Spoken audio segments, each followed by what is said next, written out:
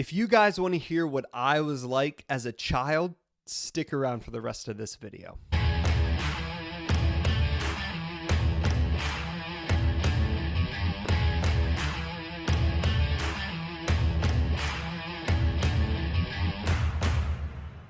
Hey guys, welcome back to another YouTube devotional video. My name is Ryan, and I want to start off today's video by telling you a little bit about myself, more specifically about what I was like as a child. Now, you may expect me to say that I was this really good kid who never did anything wrong, never disobeyed his parents, and always made the right decisions.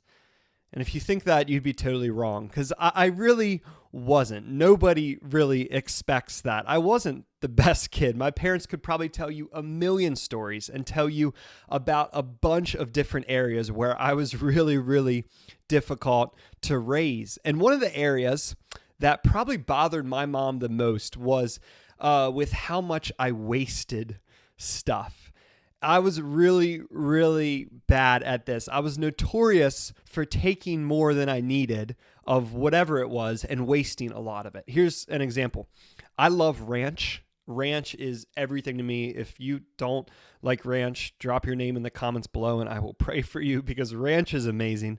But what I was known for is I would squirt half the bottle of ranch onto my plate or into a little bowl, drown my food in it, and then end up wasting half of the ranch. Another example is I would be known, and I still am known for, pouring a drink in a massive cup, not drinking half of it and leaving it sit or dumping it down the drain. And the one that probably got my mom the most is I would always take way more paper towels than I needed. You know how the paper towels come in the little half sheets? They're about this big and they're perforated and you can tear off one little sheet at a time. I was known for going and just grabbing half the roll, whipping it out, balling it up in my hands, and using way more paper towels than I probably needed. Why am I sharing this with you? Well, really, number one, I just wanted an excuse to share with you a little bit about my childhood and what I was like. But also,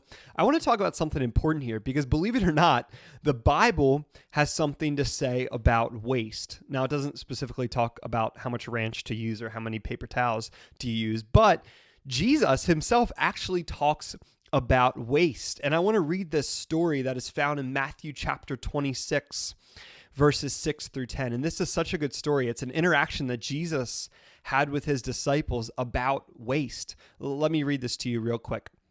Matthew 26, verse 6. I'll start off with verse 6 and I'm going to read through verse 10. It says this. It says, "Now when Jesus was at Bethany in the house of Simon the leper, a woman came up to him with an alabaster flask of a very expensive ointment, and she poured it on his head as he reclined at the table.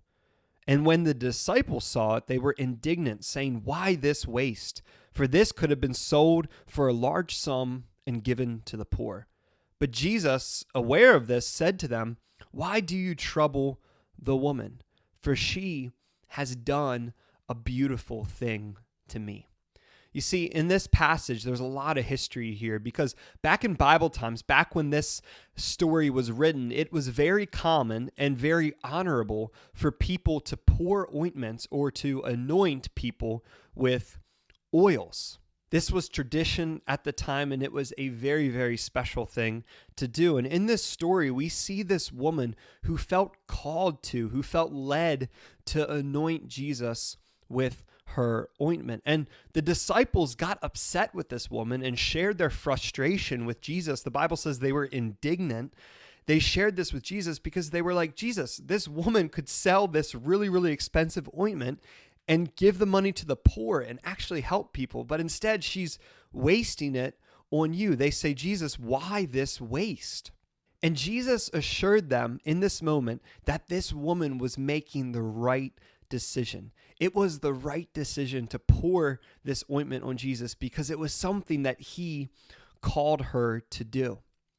I wonder how many times we feel like the disciples, even about ourselves. We feel like that friend that we are constantly trying to reach out to, but they're still making bad and harmful decisions. We feel like it's just a waste to even reach out to them. We feel like serving our community or serving in our church is just a waste, and we really don't think we're having as big of an impact as we should.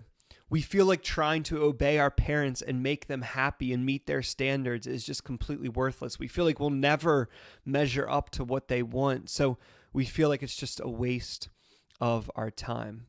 No matter what you feel like may be wasting your time, I want to leave you with this little piece of encouragement, and that's this. If God has called you to it, it is not a waste. No matter what it looks like in the moment, no matter how hard it is to reach out to that friend that's hurting and making poor decisions, no matter how difficult it is to obey your parents, no matter what you feel in the moment, if God has called you to it, it is not a waste of your time. You see, what this woman did to Jesus may have seemed like a waste to the disciples, but to Jesus, it was exactly what he was calling her to. And in Jesus' words, it was a beautiful thing. So I want to encourage you, if God calls you to love someone, if God calls you to say something about something, if God calls you to live a different way or change a part of your life, it's not a waste, no matter what it feels like in the moment. If God calls you to do it, he will lead you through it. If God calls you to do it, he will lead you through it. That's all I have for you guys. I hope you have a great day. I hope this was encouraging to you, and I will catch you in a video very, very soon. Take it easy.